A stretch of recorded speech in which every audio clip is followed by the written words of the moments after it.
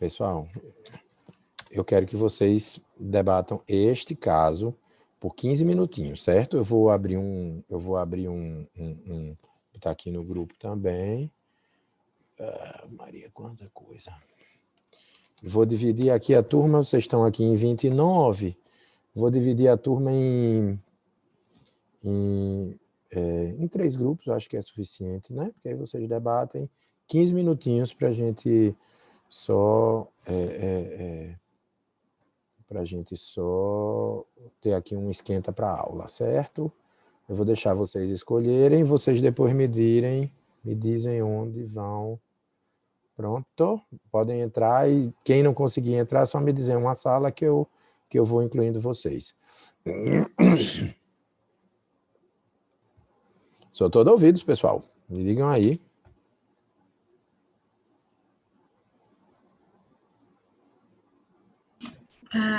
Professor, acho que eu posso falar. Vamos lá. Primeiro a gente pensou que para que essa decisão fosse válida em território nacional, o STJ precisaria homologar a decisão no Brasil. Sendo que aí a gente pensou se ele iria homologar, porque o Brasil tem competência exclusiva para legislar a respeito de bens em território nacional. Só que aí eu fui pesquisar, eu fiquei... Que aí não seria, lembrando, que aí não seria legislar, aí seria dispor do ponto de vista da jurisdição, né? Perdão, desculpa, me expressei errado. Para julgar ações referentes, Isso. Ok. Perfeito. E eu fiquei pensando, se Genova tivesse decidido a mesma coisa que a lei brasileira decidiria. Então eu fui pesquisar e eu achei uma ementa de uma decisão que ele é sobre separação, é uma separação, tá? Mas fala sobre bens do território nacional e fala que se Genóvia, no caso, adaptando ao caso, se Genóvia, na hora de proferir a sentença, tiver aplicado as leis brasileiras, o STJ homologaria. Aí eu acho que foi isso que a gente pensou. Perfeito. Mas nesse caso é interessante. Bom, primeiro, esse precedente do STJ de fato existe, Lilian, né? E aí ele meio que relativiza, inclusive, a questão da competência, porque a competência, teoricamente, seria da jurisdição brasileira, mas aí o STJ diz ok, né? Embora a jurisdição seja brasileira sobre o caso, a jurisdição estrangeira aplicou já o que o juiz brasileiro definiria, então não vai fazer muita diferença, e nesse sentido se homologa. Né? Mas tecnicamente não poderia.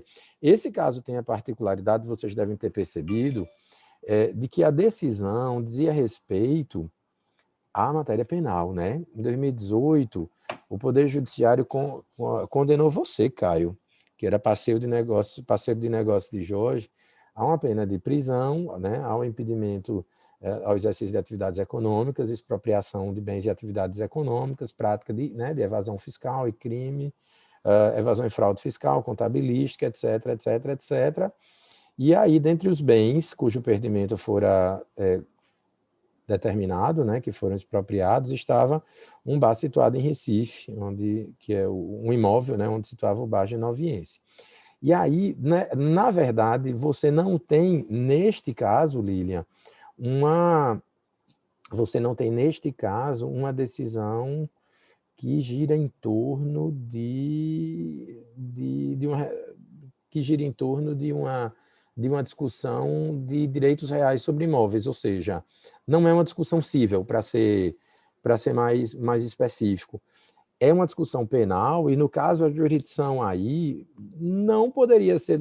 A jurisdição penal não poderia ser brasileira nunca nessa situação, porque os crimes haviam sido praticados lá. A única questão é que havia um bem de propriedade dessa pessoa cujo perdimento se determinou lá. Nesse caso específico,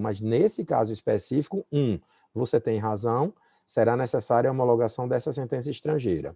Num caso concreto que vem da Finlândia com um imóvel em Fortaleza, especificamente idêntico a esse, o STJ terminou homologando a sentença estrangeira como forma de ser expropriado, sim, esse bem de Fortaleza. Mas, ante a preocupação com os elementos, precisou ser uma espécie de interpretação sistemática que precisou ser feita, porque ante a preocupação com a proteção da soberania e da propriedade brasileiras, né? Nesse caso específico, o que se determinou, Línia, é que o imóvel seria sim expropriado, mas que ele seria alienado aqui pela Justiça brasileira para que o proveito, para que o produto da alienação pudesse ser destinado lá para a Genóvia, para cumprimento dessa sentença que, né, que determinava ali a expropriação da propriedade dessa pessoa. Mas não se permitiu, porque o danado nesse caso é que, tendo sido determinada a expropriação desse imóvel, isso acontecendo no processo penal, quem é que fica sendo proprietário desse imóvel? É o Estado. E aí a gente não poderia permitir que a Genóvia se tornasse proprietária desse imóvel em Recife. O Estado da Genóvia. Porque, como tinha sido a Justiça Penal da Genóvia, só para vocês entenderem, pessoal, aqui o Poder Judiciário da Genóvia, né, processou Caio e o condenou a uma pena de prisão, o impediu de exercer atividades econômicas, né, e determinou ali a expropriação de determinados bens. Quando você determina a expropriação dos bens de Caio, ela determinou a expropriação dos bens de Caio lá na Genóvia, e aí os bens de Caio lá na Genóvia se tornaram propriedade da Genóvia no momento em que foram expropriados como efeito secundário da sentença penal condenatória, né? E determinou também a expropriação de bens situados no Brasil. Sendo esse bem situado no Brasil, teoricamente, para você dar absoluto cumprimento à sentença da Genóvia, no momento em que a sentença fosse homologada pelo STJ, esse bem em Recife seria de propriedade da Genóvia. E aí, né, repito, né, é o que a gente extrai do ponto de vista da teleologia da norma, que um Estado estrangeiro não pode ser proprietário, né, de imóvel no Brasil nessas condições. E por isso, nesse específico julgamento no STJ, repito, que dizia respeito à Finlândia e, salvo engano, no imóvel em Fortaleza, o que se determinou foi que o bem, né, a ser expropriado fosse para a asta pública, fosse vendido pelo juiz, para que o produto da venda fosse destinado à República da Finlândia, e no nosso caso aqui do exemplo, para a República da Genóvia, certo? Da República da Genóvia. Ficou claro, minha gente? Dúvidas?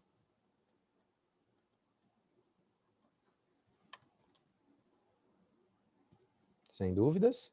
Vamos assistir de novo o videozinho da última aula do OBDI, pessoal, para a gente começar a debater a respeito.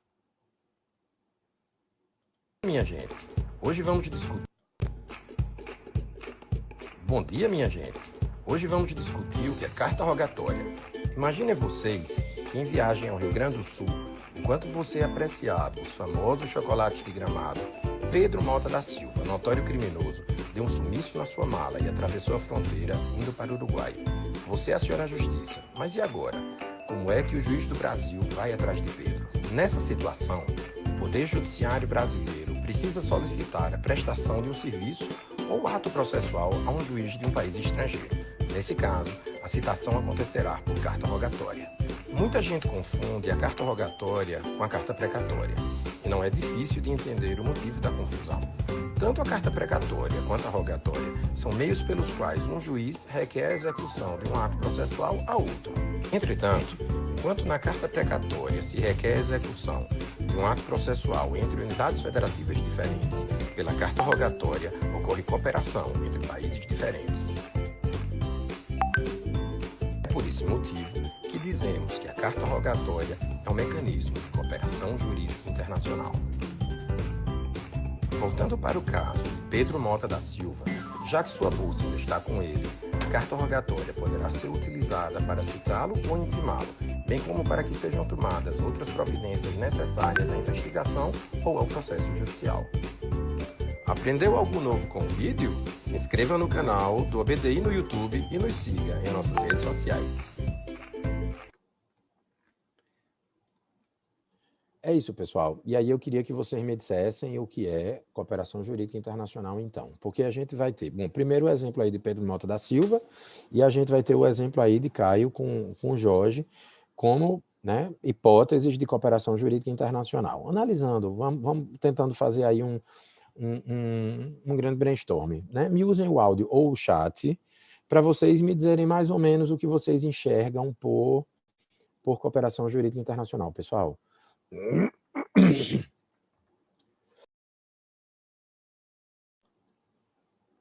Pode ser uma palavra, pode ser uma frase, pode ser uma conceituaçãozinha. Vamos tentar fazer um brainstorm.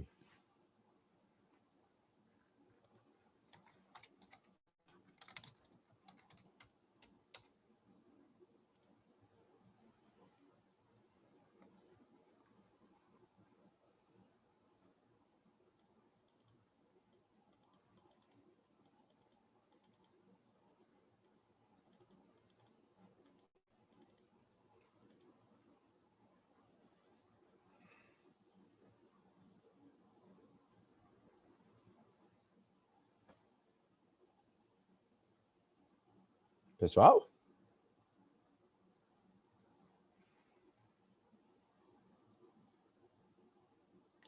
Perfeito, Vitor. Cooperação entre diferentes jurisdições para dar efetividade a atos processuais no território de outro país.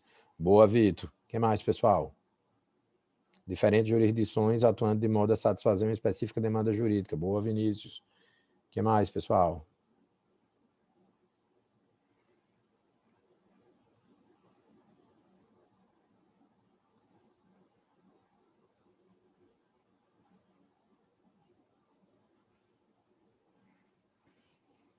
Respeito e consideração à competência processual de cada estado. Boa, Isabelle. Tudo que vocês estão dizendo tem sentido, pessoal. Tudo que vocês estão dizendo tem sentido. Tudo aí se complementa para que a gente, de fato, chegue ao conceito. Bom, agradeço a Isabelle, a Vitor e a Vinícius, né? Quem puder ir colocando também alguns insights é interessante.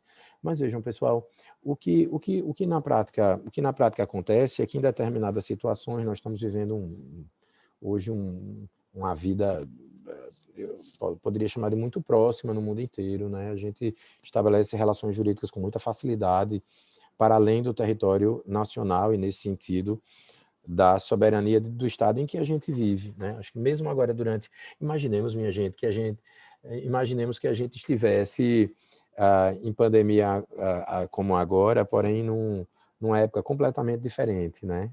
Diferente da época que a gente vive hoje, né? Numa época em que a gente não tivesse mecanismos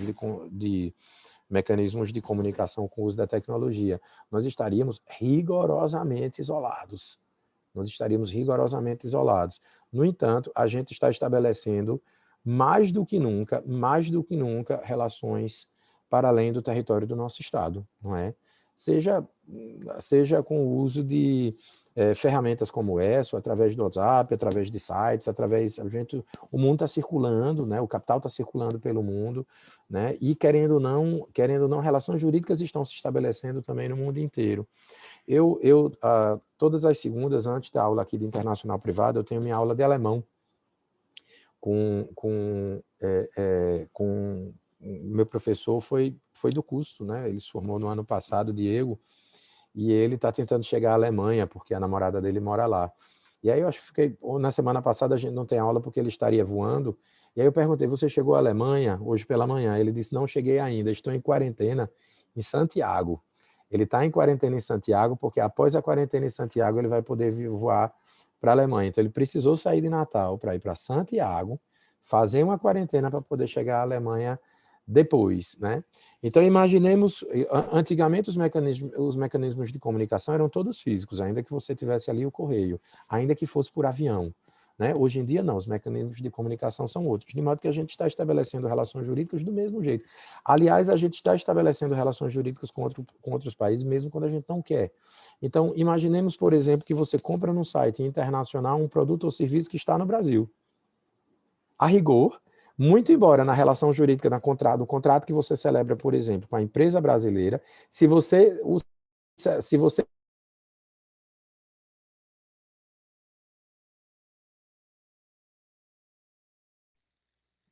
Travou só para mim? Travou para mim também. Aqui também. Travou, não foi? Tinha travado, não foi? Vocês escutaram até onde? Voltou agora. Vocês tinham escutado até onde?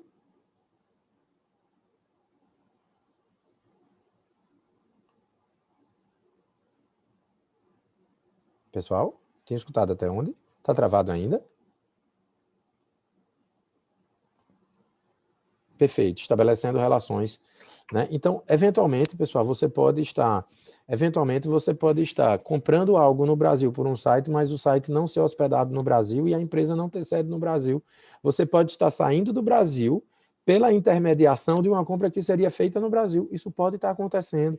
De modo que cada vez mais a gente vai precisar que a decisão judicial de um país ou, só para vocês terem a dimensão da coisa, ou que o ato de uma autoridade de um país surta efeito no outro. Por quê?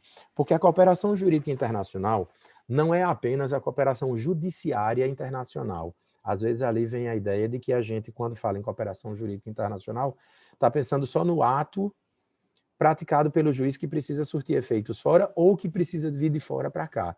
Não é só isso. A rigor, pessoal, se um policial brasileiro tem um colega informante em Portugal, se ele pega o telefone, se ele manda uma mensagem de WhatsApp e diz, caro João, você pode investigar aí, não, o brasileiro não falaria assim, né? Seria o português. Mas enfim, caro João, você poderia me investigar em Vila Nova de Gaia, tal pessoa, etc., ver o número dessa casa. Pode ser uma informação simples para o inquérito, pessoal.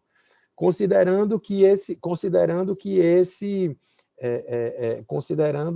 pedido sai do Brasil, vai para Portugal e de Portugal volta para o Brasil com a informação a ser prestada, isso é, pessoal, cooperação jurídica internacional.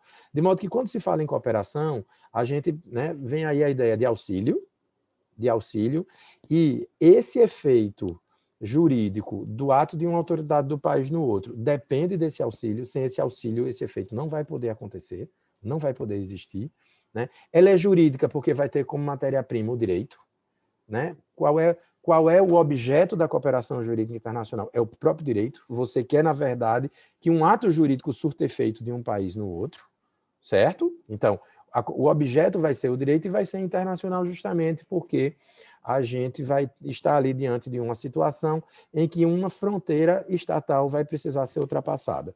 Detalhe, pessoal, quando a gente fala em fronteira estatal, quando a gente estava, não sei se vocês devem se lembrar, nas primeiras aulas em que eu fiz aquela vasta digressão histórica, tinha por objetivo chegar aqui, porque ali a gente trabalhou ali, fez uma reflexão sobre a construção do conceito de ordem jurídica, vocês lembram? Do conceito de ordem jurídica.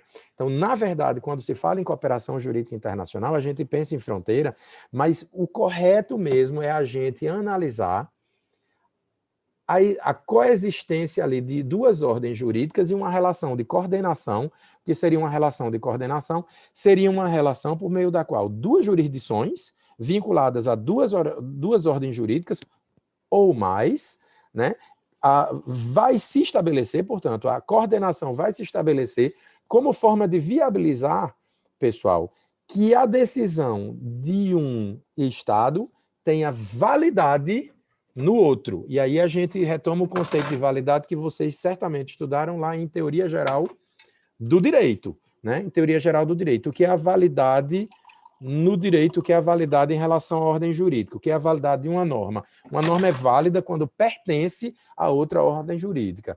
Então, Lília, quando você pega a sentença de Genóvia nesse caso, a sentença de Genóvia foi proferida lá em Genóvia. Vamos supor que ela tenha sido proferida regularmente através dos veículos próprios. Poder Judiciário, né, com a competência fixada na Constituição, por um juiz investido da autoridade para tanto, né, através do ato processual correto, seria a sentença. Então, o conteúdo dessa norma, no momento em que a sentença é proferida, ela passa a ser válida no sistema jurídico de Genóvia. Não é isso?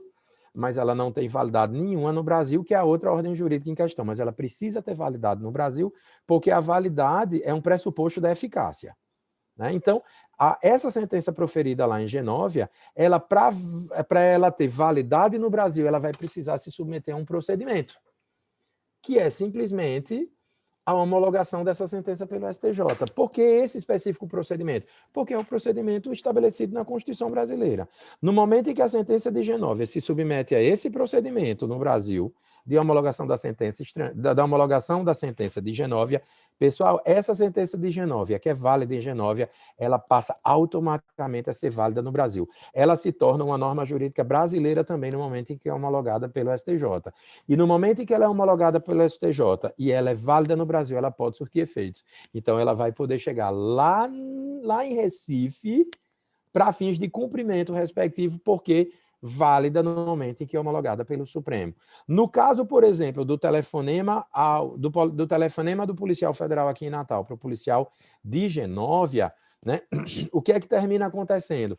O policial não vai poder fazer uma diligência no Brasil. Imaginemos que ele precise, o policial brasileiro não vai poder fazer uma diligência em Genóvia. Ele não vai poder chegar lá em Metrópolis, né? Ele não vai poder chegar lá em Metrópolis a serviço e acolher, por exemplo, o depoimento de uma pessoa, né? Porque às vezes certas diligências são simples. Então, assim, a rigor, um policial em Genóvia, ele, se estiver a turismo, ainda que não esteja como policial, ele pode bater foto de uma casa e depois botar no inquérito aqui no Brasil. Ele pode, né? Mas a rigor, no momento em que essa diligência, e olhe que veja uma coisa, ele até vai poder fazer, mas será controvertida aqui no Brasil a validade dessa prova sem o concurso da autoridade estrangeira, isso não é o detalhe. Mas, por exemplo, ele jamais vai poder colher o depoimento de uma pessoa em Genóvia. Ele jamais vai poder colher o depoimento dessa pessoa em Genóvia. Então, o que é que ele vai fazer? Ainda que Genóvia tenha um procedimento flexível para receber uma solicitação de colheita de uma informação, vamos supor que Genóvia aceite pelo WhatsApp, o fato é que ele vai precisar da autoridade de Genóvia.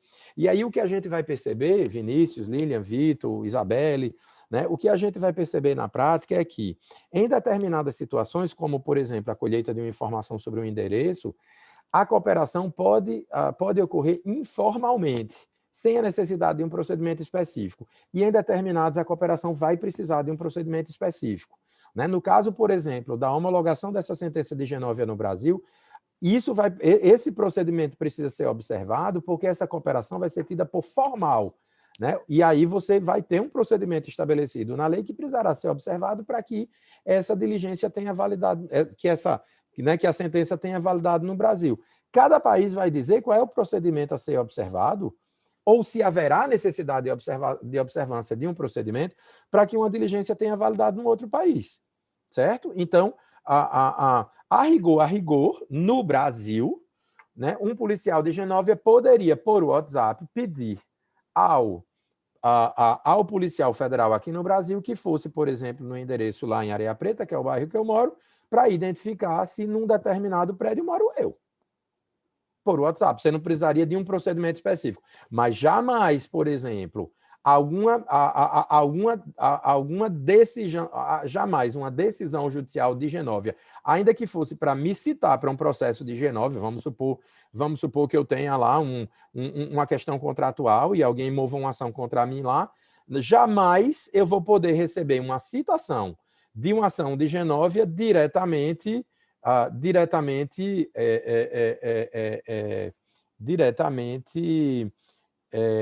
sem que a autoridade judiciária brasileira seja... e assim, esse jamais, tire um pouco desse jamais, porque depois eu posso refletir com vocês nas dúvidas. Mas, a rigor, eu não gostei do jamais, porque eu mesmo já fiz diferente. Mas, enfim, eu não irei receber uma citação do Poder Judiciário de Genóvia sem que essa citação passe pela autoridade judiciária brasileira. Eu termino recebendo a citação do Poder Judiciário de Genóvia pelo juiz federal daqui de Natal. Pelo juiz federal daqui de Natal. Eu não vou receber essa citação diretamente de Genóvia, certo? Dúvidas, pessoal?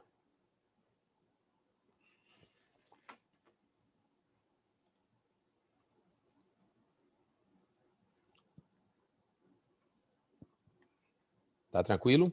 Perfeito. Bom, pessoal, alguns conceitos que eu queria trazer para vocês. Pois não. Só uma dúvida. No caso, se fosse uma persecução penal, né, de um inquérito aqui no Brasil, mas as provas fossem colhidas dessa forma como o senhor falou, no exterior, de maneira informal. Eu precisaria do STJ nessa situação de qualquer maneira, ou o juiz singular nosso aqui, ele poderia, de repente, aceitar a denúncia do Ministério Público. Isso seria uma homologação, digamos que uma homologação indireta dessas provas que foram colhidas informalmente, né, como o senhor falou, Me explique Lá no exatamente exterior. onde é que vamos supor que o acusado seja eu. Onde é que eu estou sendo processado no seu Isso, exemplo? no Brasil, mas as provas, nós temos elementos que foram colhidos informalmente, como esse telefonema que o senhor falou aí, no exterior, por exemplo. Então, esses elementos de prova seriam aceitos já aqui nessa denúncia ou teria que passar por homologação no STJ de qualquer forma? Veja, aí não seria, primeiro, isso não seria homologação. Essa prova circularia por carta rogatória. Dependendo da prova, se se trata, aí eu vou dar a minha opinião, mas essa, digamos assim, é uma coisa meio incerta na jurisprudência brasileira, certo, Fernando? Na minha opinião, algumas provas poderiam, por exemplo, só a indicação do e-mail, vamos supor que fosse que eu estivesse circulando por Genóvia e o policial brasileiro pedisse ao policial de Genóvia que me filmasse num bar em determinada data, certo? Eu particularmente entenderia que essa cooperação poderia sim ser informal, né?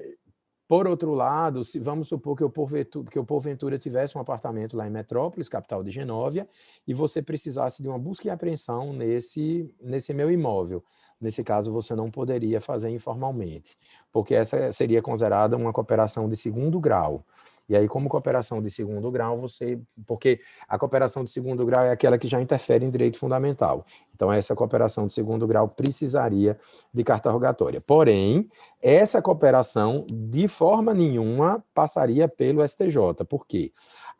O exequato do STJ em relação a cartas rogatórias só vai acontecer se a medida precisar ser tomada no Brasil. Então, seria o oposto, Fernando. Se eu estivesse sendo processado em Genóvia e a investigação em Genóvia precisasse de uma busca e apreensão no meu apartamento aqui em Natal. Então, para que essa busca e apreensão fosse feita no meu apartamento aqui em Natal, a demanda do juiz genoviense precisaria passar pelo STJ. Receberia o exequato e aí a medida poderia ser cumprida aqui. Para que eu solicite essa medida lá, eu só preciso pedir ao primeiro conceito, basicamente, que eu tinha aqui na aula para trazer para vocês. Só bastaria eu pedir isso à Autoridade Central Brasileira via carta rogatória ativa, né? Porque, só para você entender, a gente vai ter já aprofundando um pouco mais os conceitos. A gente vai ter algumas classificações em relação à cooperação, e a primeira delas é a cooperação ativa e a cooperação passiva. A cooperação ativa é quando eu, juiz brasileiro, peço ao juiz de Genóvia. A cooperação ativa. Se, porventura, eu presto cooperação ao juiz de Genóvia, a cooperação é passiva. Esse seu exemplo, na perspectiva do Brasil, é um exemplo de cooperação ativa, porque o juiz brasileiro está pedindo ao juiz de Genóvia. Nesse caso, a cooperação não precisa passar pelo STJ, porque a cooperação só vai passar pelo STJ na cooperação passiva. Portanto, quando o Brasil é quem está prestando um favor a Genóvia. Quando Genóvia está prestando um favor ao Brasil, a cooperação vai ser ativa e, nesse sentido, a gente não vai passar pelo STJ. Então, como é que acontece na prática? Né? Como é que acontece na prática nesse seu caso?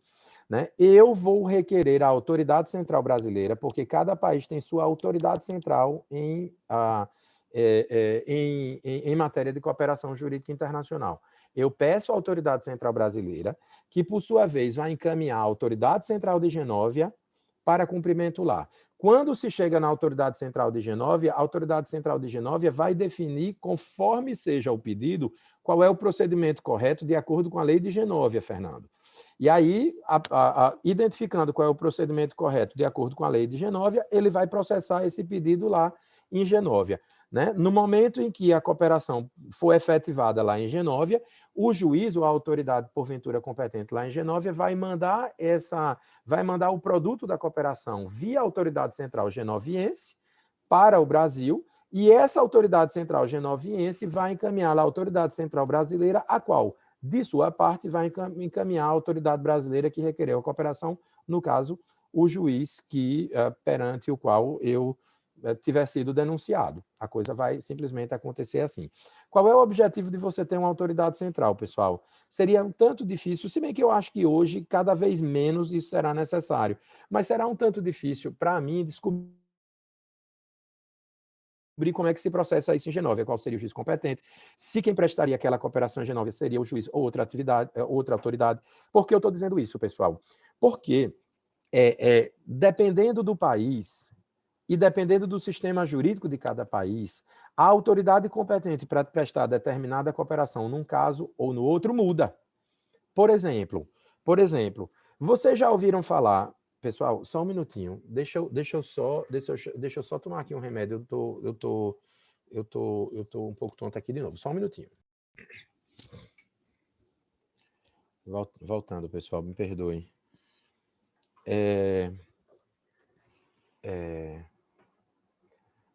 Eu estava falando da autoridade central, não era, pessoal? Da autoridade central. Isso. Hoje em dia, Fernando, eu penso que a autoridade central, eu vejo aí uma tendência de a autoridade central ficar cada dia, se tornar cada dia um instituto cada dia mais obsoleto. Por quê? Obrigado, Vitor. Mais obsoleto. Por quê? Porque hoje em dia, realmente, a gente tem mais facilidade de acesso à informação. Eu me lembro que, não sei se já falei nessa turma, que eu falo muito, uso bastante esse exemplo, mas eu tenho um amigo na Eslováquia que até participou de uma das formações do Cascudo, né? Eu fiz um curso em Paris, há uns anos atrás, e aí esse cara, eram juízes de vários locais do mundo, e eu fiquei amigo desse cara da Eslováquia, já o visitei na Eslováquia, etc. Já ontem eu falei com ele, porque disse que a Eslováquia está pior do que o Brasil, no contexto aí da pandemia do coronavírus. Eles estão realmente numa situação muito caótica, por conta de populismo dos governantes, muito e engraçado, coitados. Estão recebendo aí um resquício do problema na República Tcheca, porque é na República Tcheca que a coisa está realmente gravíssima. E aí, teve um tempo desse atrás que eu recebi uma ligação de uma juíza auxiliar da ministra Carmen Lúcia, lá no Supremo Tribunal Federal, uma juíza baiana. E aí a juíza, eu era diretor do foro aqui da Justiça Federal, ela vinha me dizer que tinha que cumprir aqui uma rogatória, que ela tinha que fazer um interrogatório para fins de extradição aqui em Natal. Não era rogatório, era um interrogatório para fins de extradição aqui em Natal. E era um eslovaco. Né? E aí ela me mandou a documentação, né, lá do pedido de extradição que corria no Supremo, eu recebi o mandado de prisão, né, lá da Eslováquia. Né? Quando recebi o mandado de prisão, o documento não era sigiloso, mandei para o meu amigo lá da Eslováquia.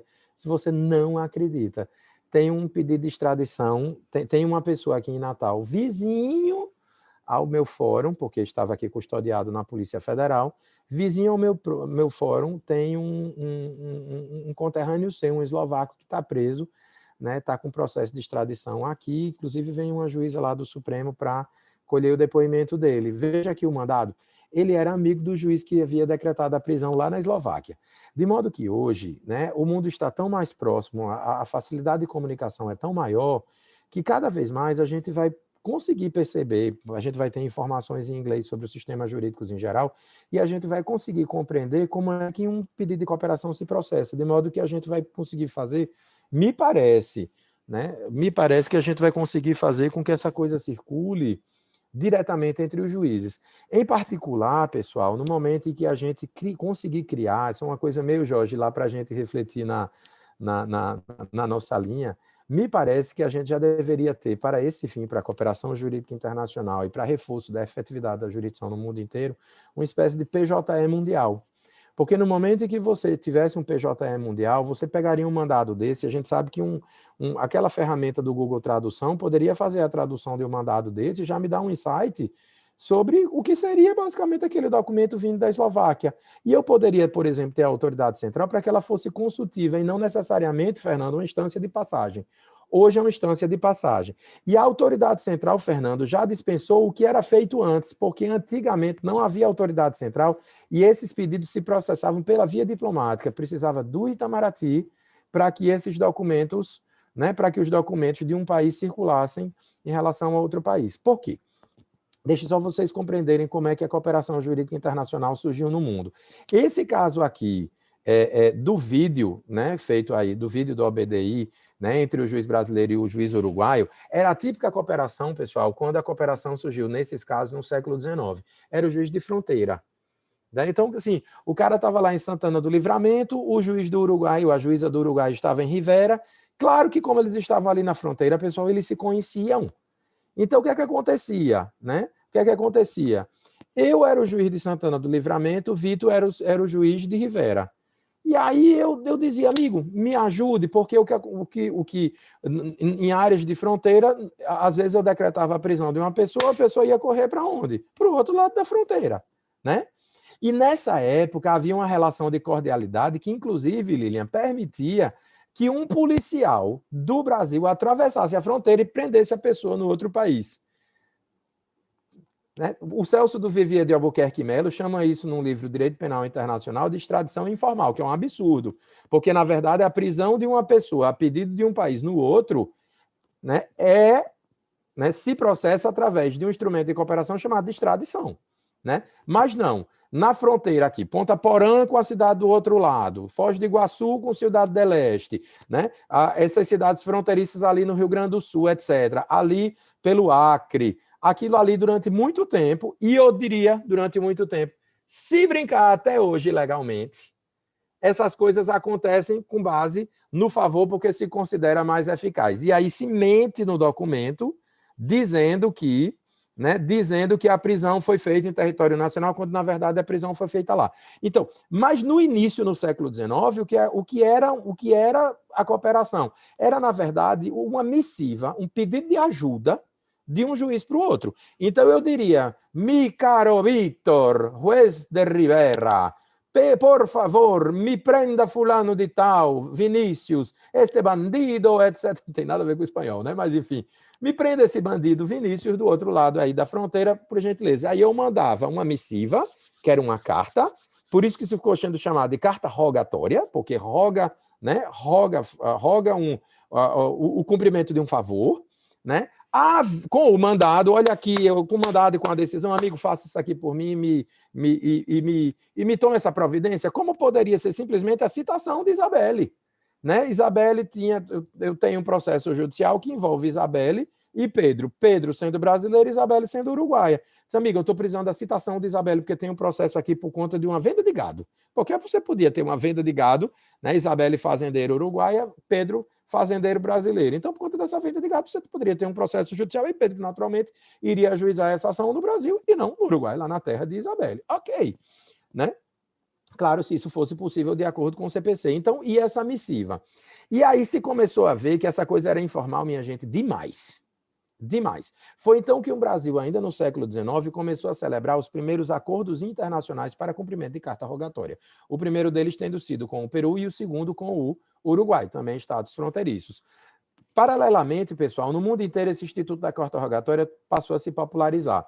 Para vocês terem uma ideia, quanto à essência desse instituto, pessoal, no vídeo lá vocês viram que eu trazia uma distinção entre o que é carta rogatória e o que era carta precatória, não foi isso? Pronto, esse instituto carta rogatória vem de uma expressão francesa chamada lettre rogatoire. Lettre rogatoire. Mas se vocês vão ao Código de Processo Penal francês, pessoal, vocês vão ver que lettre rogatoire tanto é carta rogatória quanto carta precatória. Então, para fins franceses, o documento que eu expresso para João Pessoa é o mesmo documento que eu expresso para Metrópolis, lá em Genóvia. É o mesmo instituto. Então, a carta rogatória basicamente é isso. E quando eu vou expedir um documento aqui de Natal para João Pessoa, eu não preciso de nenhum procedimento, mas, né, eu mando simplesmente para João Pessoa, o cara cumpre de acordo com a lei, né? E me devolve. No caso da carta rogatória, é que, como muda de uma jurisdição para outra, o Brasil estabelece uns procedimentozinhos, né? E aí eu vou explicar daqui a pouco os procedimentos. Mas o fato é que, ainda que você não tenha nenhum procedimento, isso no mundo inteiro, ainda que você não tenha um procedimento muito bem, digamos assim, formalizado, o fato é que ela circula via autoridade central, justamente para que a autoridade central, por meio da autoridade central do outro país, tenha condições de dizer efetivamente qual é a autoridade competente para cumprir aquilo no outro país. Outra coisa, pessoal, dependendo do país, o cumprimento de qualquer pedido de cooperação jurídica internacional pode ser mais flexível do que no Brasil. Como também pode haver mais flexibilidade na cooperação de um país do Brasil em relação a determinados países por força de tratado, porque o tratado pode trazer um procedimento mais simplificado do que a lei. Então, por exemplo, em relação aos países do Mercosul, existem algumas hipóteses de cooperação que são mais flexíveis, menos formais, do que, por exemplo, quando o Brasil vai cooperar com um país ali mais diferente, com o Sri Lanka, por exemplo, né? Ou mesmo com Genóvia, né? Porque a gente não tem aqui um indicativo, Jorge, não sei se nós temos, mas me parece que até hoje não celebramos nenhum tratado Brasil-Genóvia. Talvez a gente possa fazer um tratado de cooperação como uma atividade da disciplina para a gente refletir sobre isso. Vamos anotar para daqui a 2 aulas para frente, né? A gente fazer aqui como atividade um tratado de cooperação, pode ser penal, de repente, a gente escolhe o tipo do tratado e a gente faz... Faz um EMILAT, professor. Exato, a gente fazer um EMILAT Brasil-Genóvia, ficaria um negócio bacana. A gente percebe como a coisa efetivamente funciona, certo? Ficou claro o conceito de autoridade central, pessoal? Beleza, professor. Beleza. E aí o seguinte, né? A primeira coisa... Bom, nisso aqui eu já vou estar sendo repetitivo, pessoal, mas só para a gente não perder de vista, né? Não custa lembrar que antes de qualquer coisa, de você pensar em cooperação, você precisa saber se o Brasil, vamos supor que se trate ali você esteja diante de um determinado problema, né, que precise ter uma eficácia fora do Brasil, né? A primeira coisa é você saber se o Brasil vai ter jurisdição sobre aquilo. Isso nós já vimos, né? Por quê? Pode ser que o Brasil tenha jurisdição sobre aquilo, o Brasil tenha condições de conhecer daquela matéria, mas em termos de execução, em termos de cumprimento, né, alguma medida precisa ser tomada lá, né? Em Genóvia, por exemplo. E aí, né, ok, você vai recorrer à cooperação jurídica internacional, mas inicialmente você precisa saber se o Brasil vai ter jurisdição sobre aquela matéria. E a jurisdição nós vamos verificar no CPC. Pessoal, a base jurídica da cooperação é basicamente o tratado ou reciprocidade. É o tratado ou reciprocidade. Primeiro, que a cooperação decorre, só para vocês entenderem, a cooperação expressa uma espécie de cordialidade internacional. Né? Expressa uma espécie de cordialidade internacional.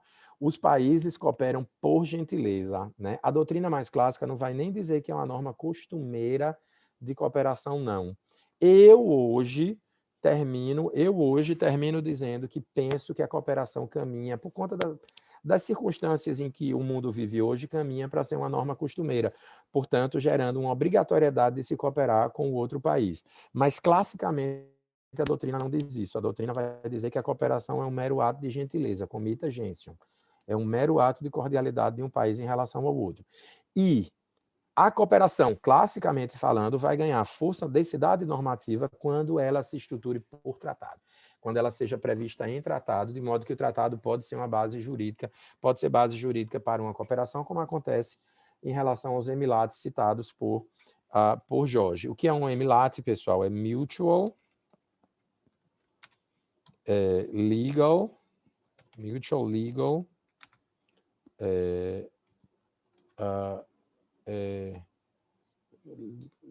Assistant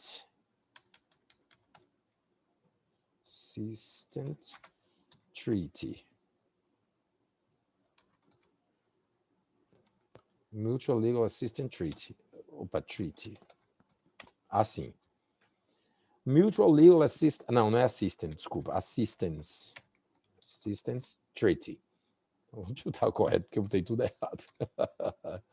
E aí isso vai atender pela sigla de EMILAT. Vocês veem muito, né? Vocês veem muito a menção a EMILAT em processos penal de maior complexidade, quando envolvam organizações criminosas internacionais ou organizações criminosas do Brasil que tenham tentáculos fora do país, porque normalmente o Brasil vai recorrer a esses EMILATs para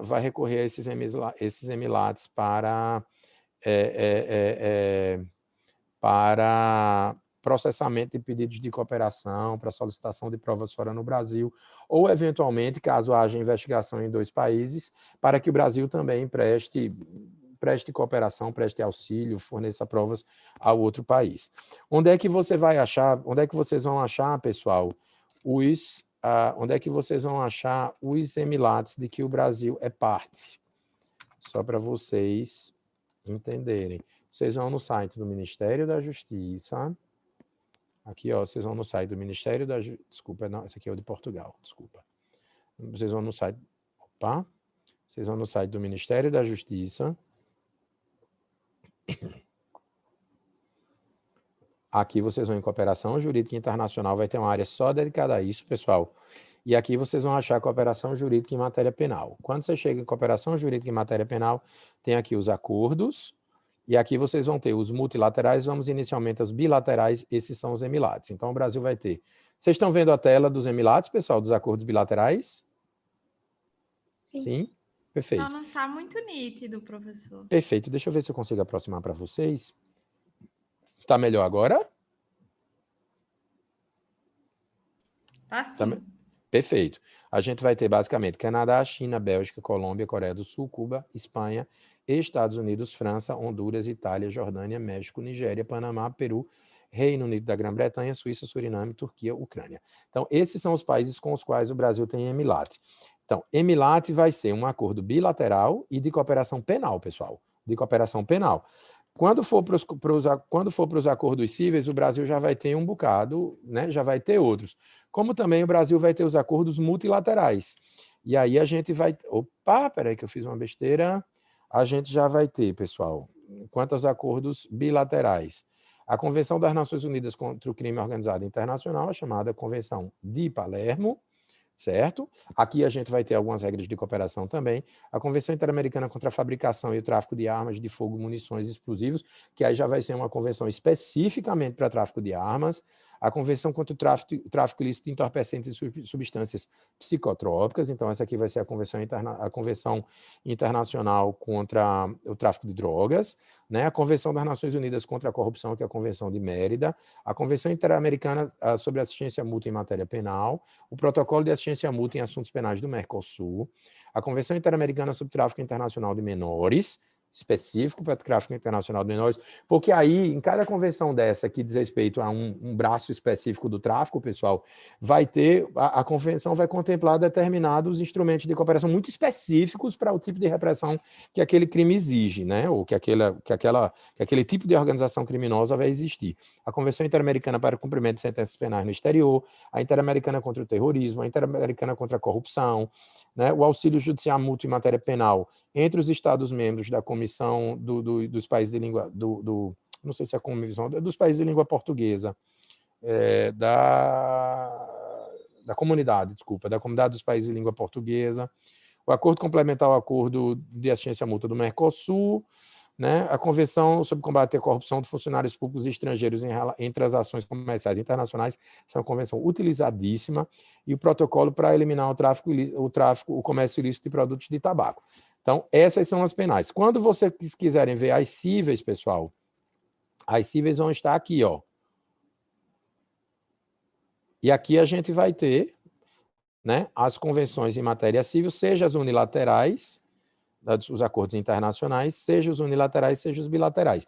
Aí os cíveis tendem a ser voltados à matéria empresarial, à matéria de infância, à matéria de família, e aí você vai ter, né, bem específico, considerando as áreas, seja bilateral, seja unilateral. E uma coisa que é muito bacana, que eu acho top, pessoal, nesse site, é essa dica aqui, ó. Aqui você vai ter orientações para o país. Então, quando o juiz vai precisar, por exemplo, solicitar cooperação à África do Sul, tem todo um quadrinho dizendo dos idiomas, por exemplo, no caso da África do Sul, os idiomas falados no país, inglês, africano, Ndebele, Sesotho do Norte, Sesotho do Sul, Swazi, Tsavana, Tonga, Venda, Xhosa e Zulu. Os acordos, né, a base... Bom, vai dizer se o sistema jurídico é civil law ou common law misto, aqui é uma jurisdição mista. Os acordos bilaterais e unilaterais que o Brasil tenha com esse país, Aí daqui a pouco eu vou falar em reciprocidade, né? Mas tem algumas portarias que fixam hipóteses de cumprimento por reciprocidade, tendo em vista, né, a prestação da cooperação pelo outro país, né? E aqui várias informações adicionais, por exemplo, no caso de Singapura, no caso de Singapura, existem algumas regrinhas para você pedir a quebra do sigilo bancário em Singapura. Então, quando você acessa Singapura, tem até o formulário que você precisa preencher, que já está disponível para o juiz do Brasil, ele já faz direitinho para poder enviar a coisa bem mastigadazinha para Singapura, para que a coisa não volte lá pela falta de alguma formalidade. Então, esse site é muito bacana para você compreender um pouco como essa coisa efetivamente funciona. É bem completo, né? E aí fica a dica para vocês. Então, aqui a gente vai ter todos os tratados, como também vocês viram, pessoal, que ali algumas portarias estabelecendo hipóteses de reciprocidade, né? E aí vocês devem ter visto que eu tinha dito que a base jurídica pode ser o tratado e a reciprocidade. O que é a reciprocidade? É simplesmente o Brasil prestar a cooperação pelo fato de receber também a cooperação do outro país. E aí, né, como forma de facilitar a compreensão sobre a base jurídica de determinado pedido de cooperação, são emitidas essas portarias lá pelo Ministério, fixando hipóteses de cooperação com base em reciprocidade, digamos assim, a portaria termina sendo uma espécie de manual de instruções por meio do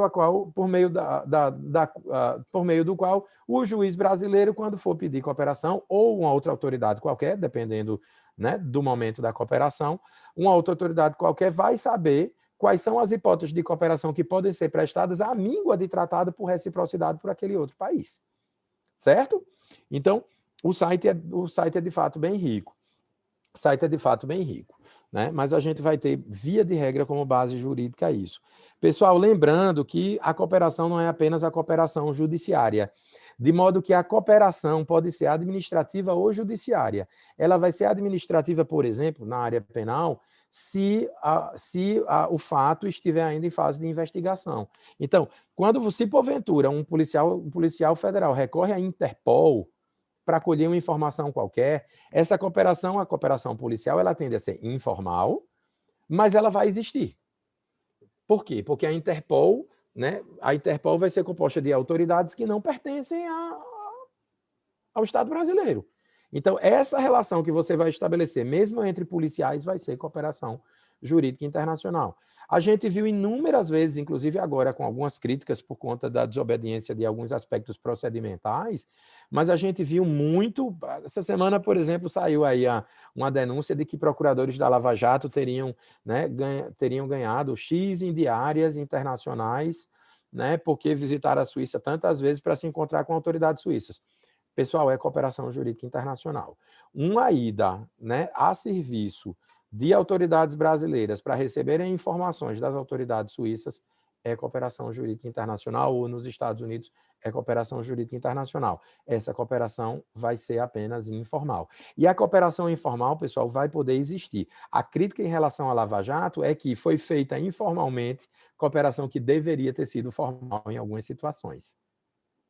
Né? Então, por exemplo, inclusive teve um caso da Odebrecht que foi reconhecido como ilícito por um tribunal suíço. O tribunal suíço chamou a cooperação de entraide sauvage, de cooperação selvagem. Por quê? Né? Foi feita um dos instrumentos de cooperação, se chama transferência de processo. Você tem uma investigação num país, e essa investigação, no momento que você percebe que um outro país está mais habilitado a tocar a investigação, ela pode ser transferida para outro país. Isso é um instrumento de investigação. Vamos supor, Línia, você pratica um crime em Natal, né, e é em Genóvia, e você está em Genóvia. Foi instaurado um inquérito aqui.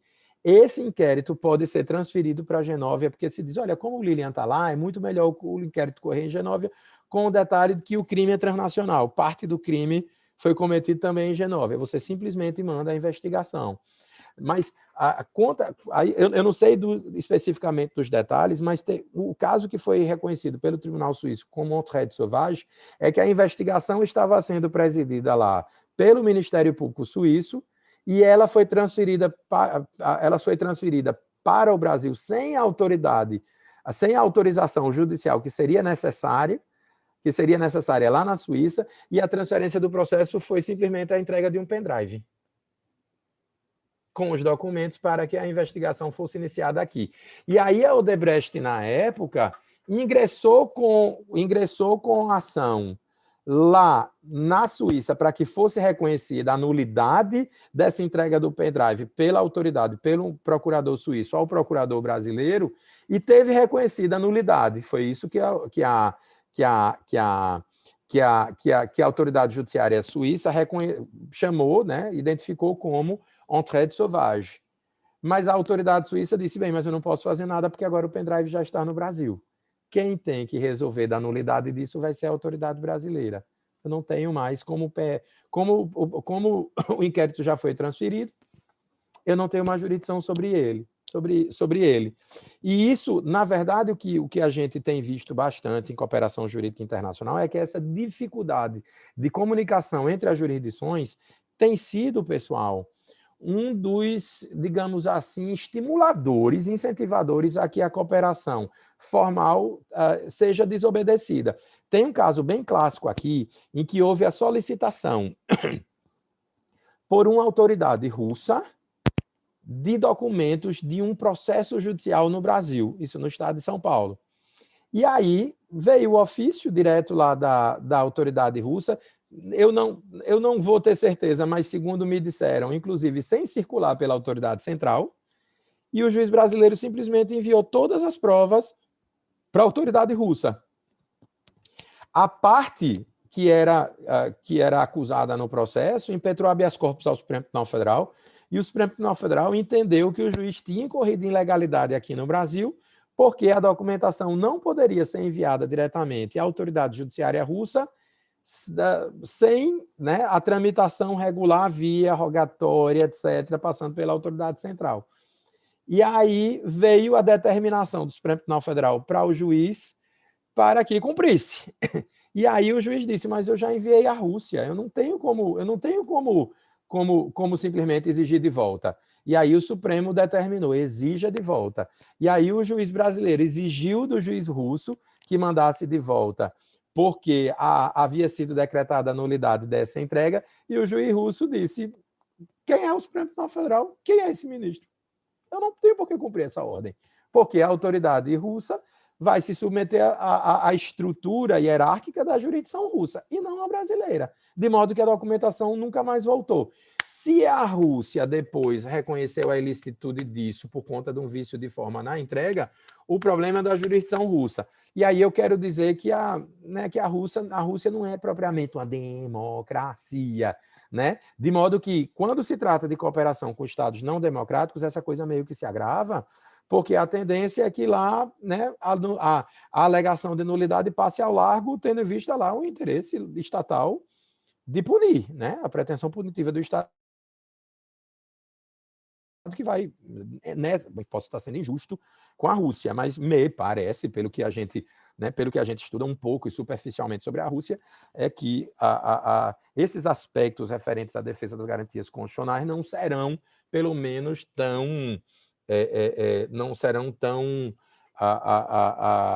não haverá uma preocupação tão intensa quanto a esse tema quanto acontece normalmente no Brasil, né? Mas, enfim. Pessoal, alguma dúvida? Porque senão eu estaria aqui passando para um outro slide, e eu queria passar para o outro slide já na próxima aula, para ficar mais claro para vocês, porque, pessoal, não se incomodem se vocês ainda não estão entendendo, porque a gente ainda tem bastante coisa de cooperação para vocês fecharem o raciocínio. Eu acho que os recados de hoje, pessoal, você vai precisar de cooperação quando você precisa que um ato jurídico no Brasil surta efeito fora do Brasil, ou que um ato jurídico da Genóvia surta efeito no Brasil, né? E a gente vai ter como base um tratado que pode existir Brasil e Genóvia, ou a promessa de reciprocidade Brasil e Genóvia, que pode estar formalizado ou não, enfim, mas a reciprocidade vai poder ser fundamento para a cooperação. Ficou também a mensagem de que tanto o Brasil quanto a Genóvia terão autoridades centrais, porque a autoridade central brasileira vai orientar a Genóvia sobre como encaminhar a cooperação aqui, né? E a autoridade central da G9 vai indicar aos brasileiros como encaminhar a cooperação lá na G9, cada qual com um procedimento previsto na sua lei.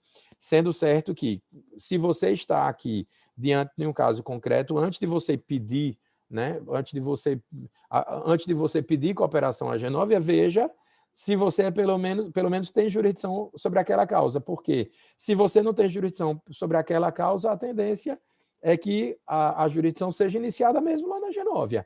Então, assim, faz todo sentido, como pressuposto da cooperação é que você tenha jurisdição sobre aquele caso, a despeito de você precisar de precisar de uma medida num outro estado. A gente vai chamar isso, pessoal, de medida extraterritorial. Ficou claro? Dúvidas?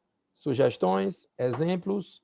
Você queria trazer você tinha falado aqui no caso Robinho, Vinícius. Queria me trazer o que você tinha pensado sobre o caso Robinho? Não, professor, é que na verdade nem me lembro muito, eu cheguei a ler. Tá me escutando bem? Sim, sim. Eu cheguei a ler, eu posso rever na próxima aula, posso trazer com maiores detalhes. Mas é porque ele está sendo acusado de estupro lá na Itália e ele meio que fugiu para o Brasil, sabe? Aí o processo está rolando por lá na Itália e ele está aqui no Brasil, sendo que existe a possibilidade justamente ele responder por esse crime cometido lá na Itália, aqui, mesmo estando no Brasil. Perfeito. Se você não quer resgatar sob bonificação, não? Se você resgatar, seria interessante. A gente pode usar. É um caso que dá para a gente fazer bastante coisa. Pode ser, eu posso trazer, eu posso ir falando com o Jorge e a gente vai vendo aí como é que faz. Pronto. E eu trago na próxima aula com mais detalhes. Então, pronto. Traga aí uma descrição do caso que a gente pode usar realmente para bastante coisa. Especificando em que situação seria possível uma extradição, em que situação seria possível uma rogatória, uma homologação de sentença estrangeira, seria bacana. Ok? Então, vamos estudar o caso Robinho. Obrigado, Vinícius. Pessoal, então, ótima semana para vocês. Na sexta-feira a gente se encontra, tá bom? Tchau, tchau, pessoal.